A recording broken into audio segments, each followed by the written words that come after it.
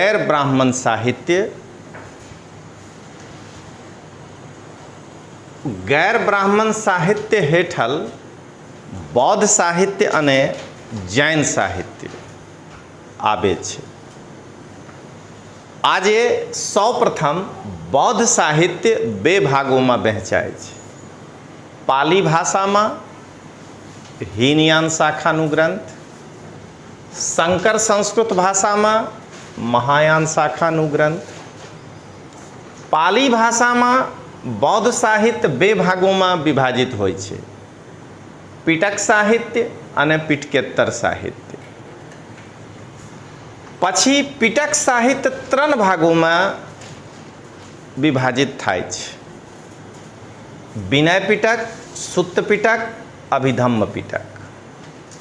विनय पिटक अंतर्गत महावग, चूलवग, पाचितीय, पराजिक परिवार आवे छे।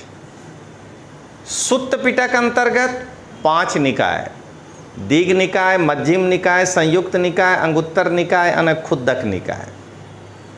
खुद्दक निकाय में 15 ग्रंथ आवे छे, जेमा धम्पद, थेरगाथा, थेरीगाथा और जातक प्राचीन भारतीय इतिहासना स्रोत माटे उपयोगी छे। पिटकेत्तर साहित्य 3 भागों में, पूर्व बुद्ध घोषकाल जेमा मिलिंद पहियो, बुद्ध घोषकाल आमा 3 लेखकों बुद्धदत्त, बुद्धघोष, धम्मपाल और उत्तर बुद्ध घोषकाल। उत्तर बुद्ध घोषकाल में दीपवंश, महावंश, बुद्धोदय, सुबोधालंकार, कच्यायन व्याकरण और मोगलायन व्याकरण। शंकर संस्कृत साहित्य अंतर्गत वैपुल्य सूत्र, सधर्म पुंडरीक, तथागत गुह्यक, सुवर्ण प्रभास, गंड व्यूह, अष्टसहस्रिका, प्रज्ञापारमिता, लंकावतार सूत्र और ललित विस्तर जेवा ग्रंथों शामिल छे। निम्न पर ध्यान दीजिए। पहला स्टेटमेंट, पाली भाषा के बौद्ध साहित्य को 2 भागों में विभाजित किया गया है। दूसरा, महावग पाली भाषा के अंतर्गत सुत्त पिटक का भाग है। विनय पिटक में भिक्षुओं के लिए 311 और भिक्षुणियों के लिए 227 नियमों का वर्णन है। उपर्युक्त में से कितने कथन सही हैं? ए केवल 1, बी केवल 2, सी केवल 3, सभी 3 और डी उपर्युक्त में से कोई नहीं। तो तीनों ही स्टेटमेंट गलत है, क्योंकि बौद्ध साहित्य 3 भाग में बटा है और महावग विनय पिटक का भाग है। अब भिक्षु के लिए 227 और भिक्षुणियों के लिए 311 नियम है, तो आंसर हो जाएगा डी, ये है इसका पार्ट। महायान शाखाना शंकर संस्कृत अंतर्गत आवेला पुस्तकों अथवा ग्रंथों आ छे वैपुल्य सूत्र અને આ છે સધર્મ પુંડરીક। બીજી તથાગત ગુહ્યક, સુવર્ણ પ્રભાસ, ગંડ વ્યુહ અને અષ્ટસહસ્રિકા પ્રજ્ઞાપારમિતા। લંકાવતાર સૂત્ર અને આ છે અષ્ટસહસ્રિકા પ્રજ્ઞાપારમિતા અને લલિત વિસ્તર। निम्न पर ध्यान दें। पहला प्रवज्या, दूसरा तपस्सु भल्लिक की कथा, तीसरा प्रति समुत्पाद, चौथा भगवान बुद्ध और बिंबिसार के बीच संवाद। उपर्युक्त में से कौन सा ऑब्लिक से महावग ग्रंथ से संबंधित हैं?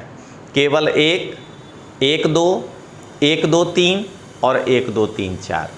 तो क्या देख रहे हैं इसमें? चारों कहानी जो है हमने आपको महावग में पढ़ाया है, तो इसका आंसर होगा 1, 2, 3, 4 यानी कि डी।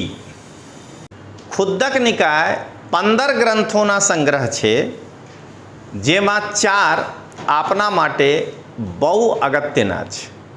धम्पद, थेरगाथा, थेरीगाथा અને જાતક। હવે ધમ્પદ તેમાં 423 શ્લોક છે, તેને બૌદ્ધ ધર્મની ગીતા કહેવામાં આવે છે। કેમ કહેવામાં આવે છે? તો ધમ્પદના એક શ્લોક હું પાલી में તમે બોલીને જણાવીશ। तो देखिए, मनोपुब्बंगमा धम्मा मनोसेठा मनोमया मनसा चेपदुत्थेन भासति वा करोति वा ततोनं दुःखमन्वेति चक्को वा बहतो पदं। मन सभी अंगों में सबसे तेज चलने वाला है। सब कुछ पहले हमारे मन में ही उत्पन्न होता है, इसलिए हमारे सभी अंगों में मन सबसे श्रेष्ठ है।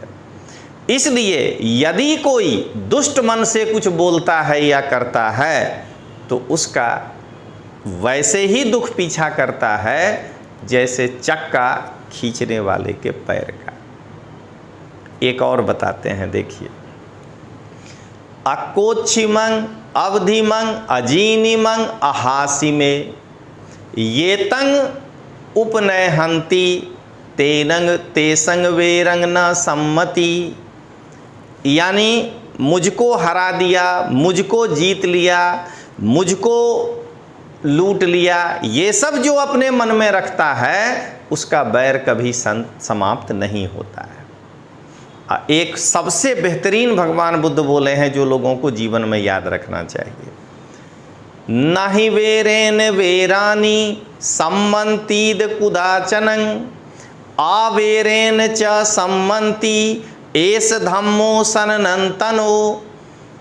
बैर से कभी भी बैर शांत नहीं होता है, अवैर से वैर शांत होता है। यही सनातन या शाश्वत धर्म है। तो जैन ग्रंथ, क्रम, पुस्तक, लेखक कल्पसूत्र भद्रबाहु, परिशिष्ट पर्वन हेमचंद सूरी, सम्रादित्य कथा हरिभद्र सूरी, धूर्ताख्यान हरिभद्र सूरी, कथा कोश हरिभद्र सूरी, काव्य संग्रह नेमीचंद्र, न्यायावतार सिद्धसेन, कथा कोश प्रकरण जिनेश्वर, आदि पुराण जिनसेन सूरी અને उत्तर पुराण उत्तर भद्र। આ जैन ग्रंथना एक टेबल છે। निम्न युग्मों को सुमेलित करें।